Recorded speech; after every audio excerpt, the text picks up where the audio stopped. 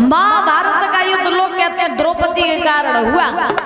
द्रौपदी के कारण नहीं बल्कि निकले हुए जो शब्द थे ना द्रौपदी के मुख से, उनके कारण।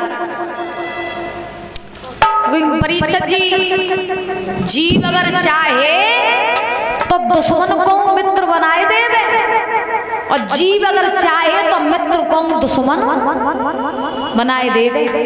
तभी तो कहा जाता है कि पहले तौलो फिर बोलो।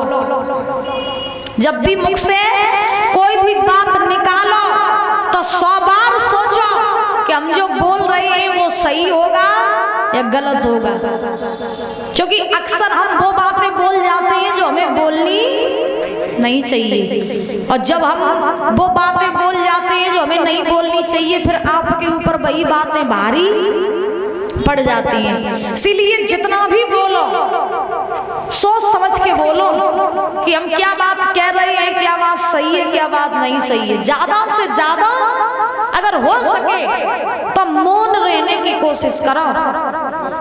बहुत से लोग ऐसे होते हैं कि अगर बोलना स्टार्ट हो गए तो फिर महाराज बंद होने की कोई बटन नहीं होती है।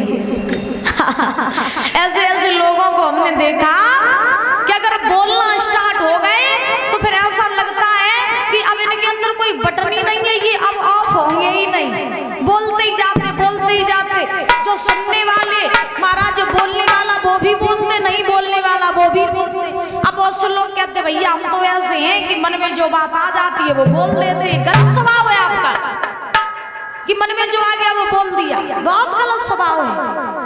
सबसे पहले सोचो कि हम जो बोलने जा रहे हैं वो सही है या गलत है, तब बोलो। और बहुत से लोग तो ऐसे होते हैं जो महाराज बिल्कुल ही नहीं बोलते हैं, मौन बने रहते हैं।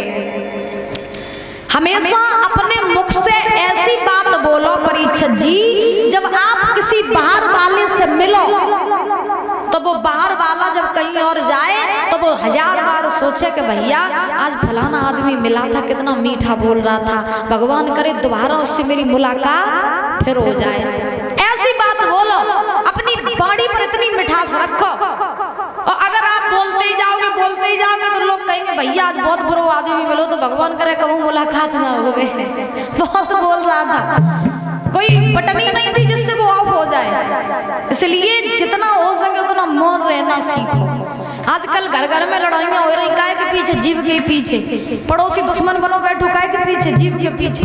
सास बहनों की लड़ाई हो रही, काहे के पीछे? जीव के पीछे। हाँ, और जीव की जहाँ जहाँ ये जीव चली परीक्षित जी, तुम समझो कि वहाँ इसने कुछ ना कुछ खेल जरूर किया। अगर द्रौपदी निगदेन अपना मुंह बंद करे रहती तो दोनों बड़ो महाभारत को युद्ध ना हो। तो द्रौपदी ने क्या कह दिया? अंधे बाप की अंधी औलाद हुई। जीव बिना परीक्षित जी हाड़ की है। हाँ, 100 ग्राम की नहीं हुई, लेकिन जब बोल पाए तो फिर बहुत बड़े बड़े कांड करवाए देते।